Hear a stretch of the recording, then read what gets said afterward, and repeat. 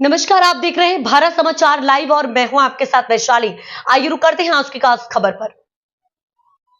धारी के सेवा संगठन बजरंग ग्रुप के प्रेसिडेंट परेश भाई पटनी ने रेलवे डिपार्टमेंट से फिर से शुरू की गई ट्रेन किराया कम करने और ट्रेन के पुराने शेड्यूल के हिसाब से चलाने के लिए लिखकर रिक्वेस्ट की है। धारी में ट्रेन की सुविधा काफ़ी समय से बंद थी, जिसके बाद कई सेवा संगठन, पत्रकार दोस्त और नेताओं की कोशिश से ट्रेन शुरू की गई। लेकिन हैरानी की बात यह है कि धारी और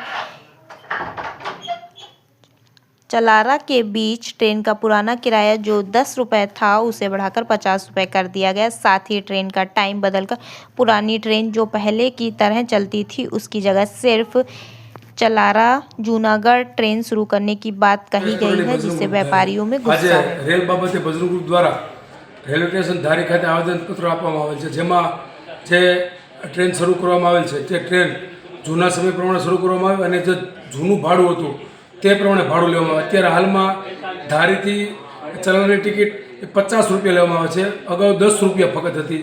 તો એ જે જૂનું ભાડું હતું તે લેવામાં આવે, જૂનો જે સમય હતો ટ્રેનનો એ રીતે શરૂ કરવામાં આવે અને ચલાલાથી વેરાવળ નવી ટ્રેન આપવામાં આવે તેવી અમારી માંગણી છે। તે બાબતનું આવેદન આજે આપવામાં આવેલ છે। આ પ્રશ્ન ઉકેલવામાં નહીં આવે તો ગુરુવારે ચલાલા ધારી ભાડેના વિસાવદરમાં રેલ રોકો આંદોલન કરવામાં આવશે। હું ધર્મેન્દ્ર નહેરુ ધારી રહેવાસી।